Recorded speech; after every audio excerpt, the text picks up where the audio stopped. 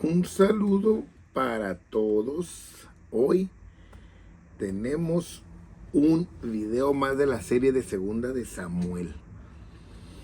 Este es el video 360 de este canal y hemos compartido, puedes ver en este canal, si este es el primer video que vas a ver, puedes ver videos de toda la ley comentada, de Génesis a Deuteronomio. Y ahorita que estamos comentando los libros históricos, algunos poéticos, y porque estoy comentando algunos salmos que te van a ser de grande bendición, y algunas porciones de Primera de Crónicas que van entrelazados con Samuel, porque estamos trabajando toda esta parte primaria para llegar a Primera de Reyes, entonces en poder estudiar la historia empatada con la Biblia, ¿no? Entonces empecemos hoy este video, que espero yo sea de grande bendición para ti. Capítulo 4, versículo 5. Ahí vamos a continuar nuestro estudio de la Biblia el día de hoy. Bueno, los hijos pues de Rimón, Berotita, Recab y Bana fueron y entraron en el mayor calor de día en casa de Isboset, el cual estaba durmiendo la siesta en su cámara. El video pasado terminamos hablando de que este Isboset entonces ya sabía que se había muerto Abner y ya no tenía apoyo, ya no tenía a nadie, estaba solo, y este hijo de Rispa y de Saúl, entonces venía el ocaso de su gobierno, y estos malos hombres que primero eran sus aliados, ahora estaban esperando el momento, lo estaban cazando como una presa, y sabían que cuando el sol estaba más intenso, pues él se iba a ir a su guarida, ¿no? A lo mejor nosotros, bueno, los que no nos ha tocado estar en esa tierra, no conocemos el contexto real de el sol que salga con su fuerza ahí. Una vez me tocó estar en Campeche y llegamos temprano y obligadamente en el día la gente está dentro de sus casas porque sale el sol tan intenso que te desmayan. Y ya los negocios, las tiendas, todo eso abren tarde. Hablando aquí de México, ahora imagínense ahí donde la tendencia es todo siempre caliente, todo es ardiente. Entonces ellos ya sabían que este hombre se iba a ir a guardar a su cuarto, ¿no? Entonces, he aquí, también la portera de la casa, la que cuidaba, la que alimentaba, la que lo atendía, también se durmió porque estaba cansada. Y así fue como Recab y Bana, su hermano, se introdujeron en la casa. Entonces no había nadie que lo alertara, que le avisara de los intrusos, nadie que detuviera a estos hombres. Entonces cuando entraron en casa de Isboset, dormía sobre su lecho en su cámara, y lo hirieron y lo mataron. Le cortaron la cabeza, y habiéndola tomado, caminaron toda la noche por el camino de Araba. Es decir, les urgía llevársela a David, quedar bien con él, a pesar de no haber tenido escrúpulos ante ese hombre que había sido su rey, había sido su jefe. Entonces ahora por conveniencia lo mataban. Estos hombres, hermanos, eran los típicos convenencieros que están con el que les conviene. No tenían honor, no tenían lealtad, no tenían ética, no tenían nada. Esa gente, que hay mucha gente así, regularmente va a terminar mal porque ponen su vista en los hombres. Verso 8, y trajeron la cabeza de Isboset a David en Hebrón. O sea, estas historias que nos deja la Biblia son muy importantes, a veces no las escudriñamos, pero son los contextos para entender todo lo que viene. Entonces, todo esto se presenta en este reinado de David iniciante, en este primeros esbozos de la historia que va a estar impactante, impresionante, pero vemos cómo David va acomodando las piezas de su gobierno, de su reinado, ¿no? Entonces se le presentan muchas oportunidades de ser cruel, de ser malo, pero él se abstiene. Entonces le dicen ellos: he aquí la cabeza de Isboset, hijo de Saúl, tu enemigo. Entonces, Saúl no era su enemigo. O sea, David era enemigo de Saúl, pero Saúl no de David, que procuraba matarte.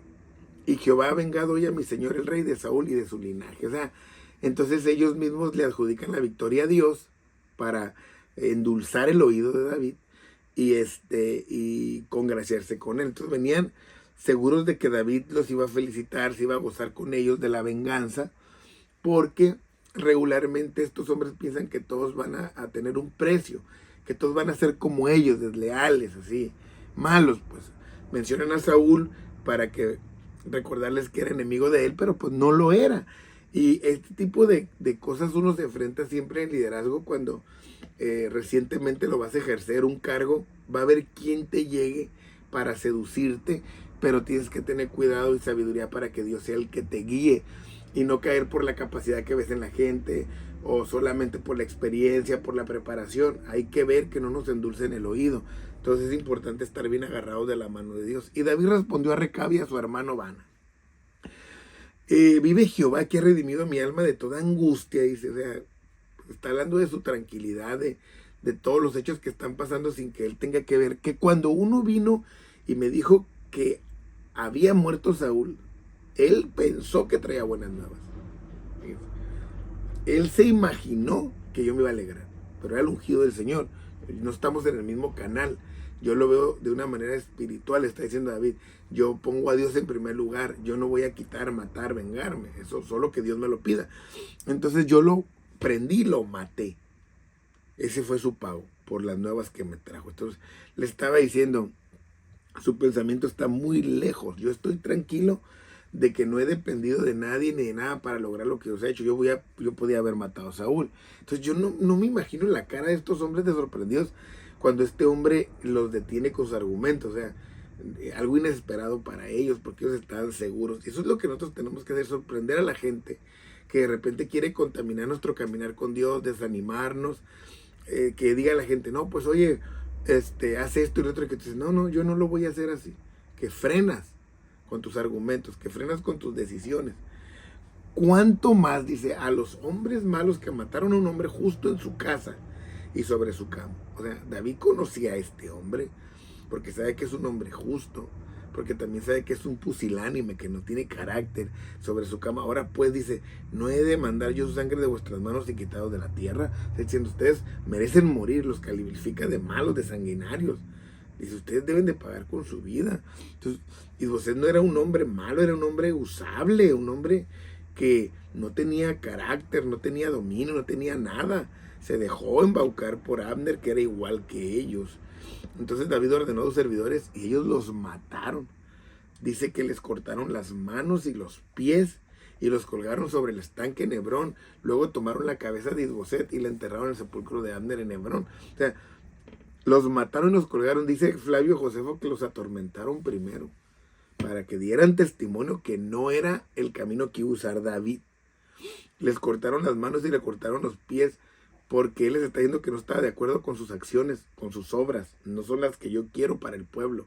Yo no vine para vengarme ni de Saúl ni de nadie. Yo quiero unir al pueblo. No vine yo para satisfacer mi apetito de venganza.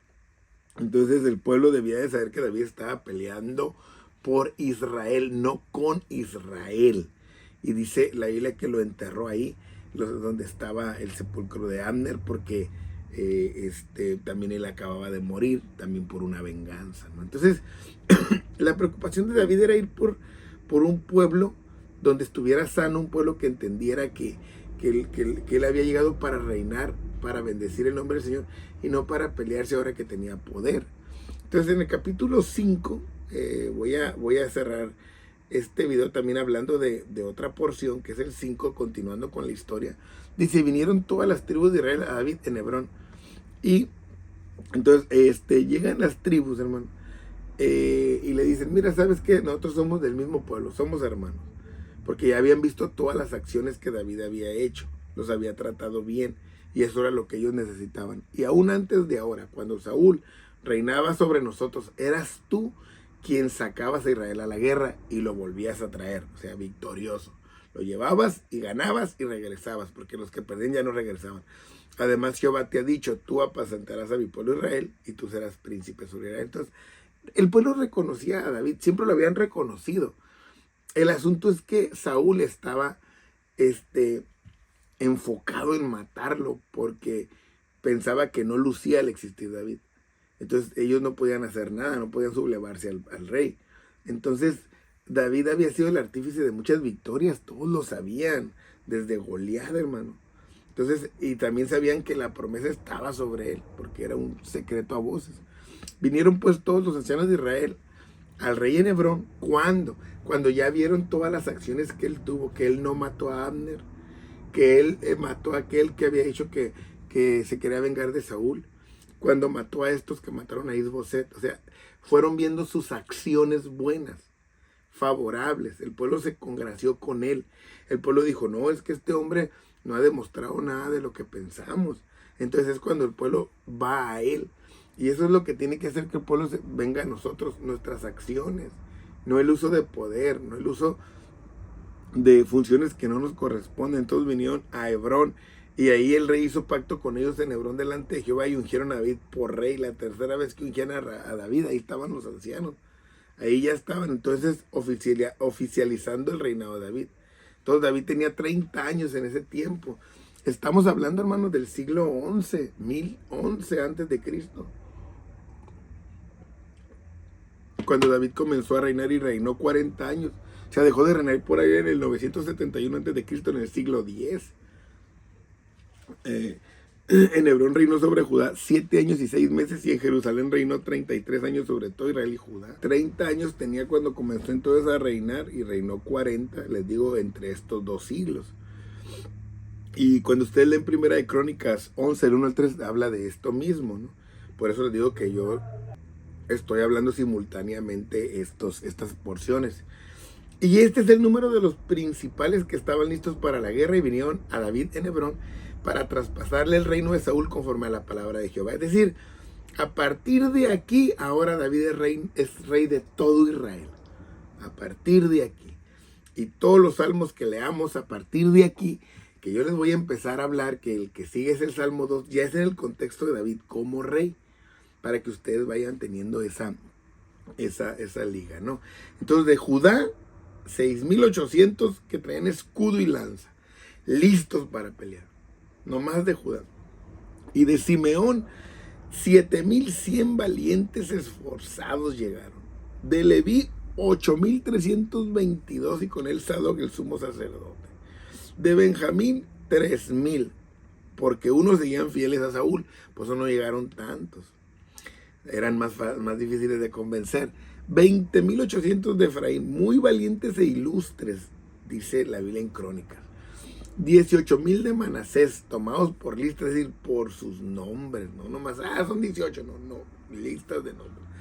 200 de Isaacar, ellos tenían un discernimiento de lo que debían de hacer en ese tiempo, o sea, habían entendido que el propósito de Dios para el pueblo en ese tiempo era David. O sea, eso hay que, el 32, hay que resaltarlo, dice, 200 principales entendidos en los tiempos, que sabían cuáles eran los momentos que Dios les daba a entender, que ellos reconocían que era el tiempo de este David. O sea, eran espirituales, tenían ese sentido, esa sensibilidad. De Zabulón, 50,000 prontos para la guerra, usaban todo tipo de armas, hombres preparados para pelear sin doblez de corazón, que nunca retrocedían. 1,000 capitanes y 37,000 de Neftalí con escudo y lanza. O sea, este era el ejército que iba a apoyar a David, que iban a estar con él, que lo iban a ayudar en todo. 28,600 de Dan, dispuestos para pelear. Imagínense, para que vean la suma. 40,000 de Aser, dispuestos y preparados para pelear.